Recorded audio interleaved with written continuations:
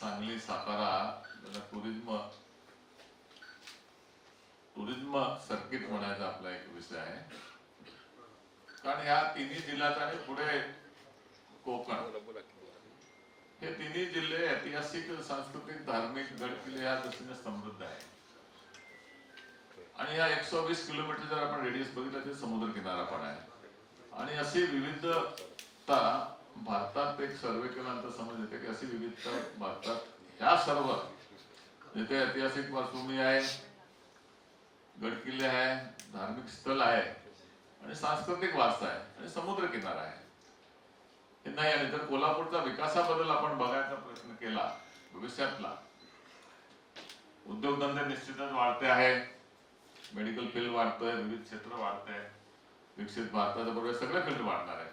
पण ह्या कोल्हापूर बरोबर पश्चिम महाराष्ट्राच्या रेव्हेन्यूला खूप मोठा हातभार लावणारे एक सेक्टर जे असेल तर टुरिझम सेक्टर आहे.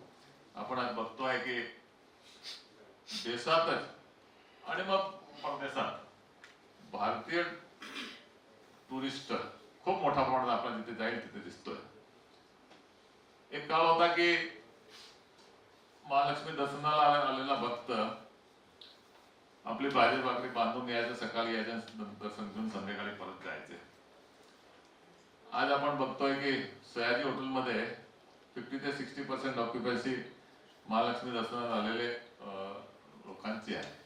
हे सयाजी मधली आहे. मग बाकी सगळ्या इतर सर्व हॉटेल्स मध्ये आणि मग ते रात्री मुक्काम करते, 2 दिवस थांबते आणि मग दरेक जर बघितला तर एक आलेला टुरिस्ट डेली काही हजारामध्ये तो खर्च करतोय, खरेदी करतोय, रिक्षा वापर करतोय, टॅक्सी वापर करतोय, हॉटेलचा वापर करतोय, सर्व क्षेत्रामध्ये खर्च करतोय. आणि मला जर एक टुरिझम सर्किटची कल्पना दिली तर महाबळेश्वर मध्ये आलेला टुरिस्ट महालक्ष्मीच्या दर्शनाला काय येऊ नये आणि महालक्ष्मीच्या दर्शनाला आलेला भक्त कोकणात किंवा महाबळेश्वरला का जाऊ नये असं येत नाही. म्हणजे महाबळेश्वर मी एक टुरिझम सर्किटची ज्यावेळेला कल्पना त्यात खूप सारे क्षेत्र आहेत. तिथे जो एक प्लान म्हणजे पॅकेज ज्याला आपण 3 days 5 days टुरिझम पॅकेज म्हणतो तसं डिझाईन होऊ शकतो. आणि त्याकरता प्रसाद म्हणून एक सेंट्रल गव्हर्नमेंटची स्कीम आहे. त्यामध्ये आम्ही त्यांना गजेंद्र सिंग शेखावत पर्यटन मंत्रींना भेटलो होतो, त्यांच्या बरोबर चर्चा केली आहे. लवकरच संपूर्ण देशांची भेट घेतोय आणि ह्याकरता लोकप्रतिनिधी सगळ्यांच्या बरोबर चर्चा झालेली आहे. त्यांच्या ह्या सर्व ह्या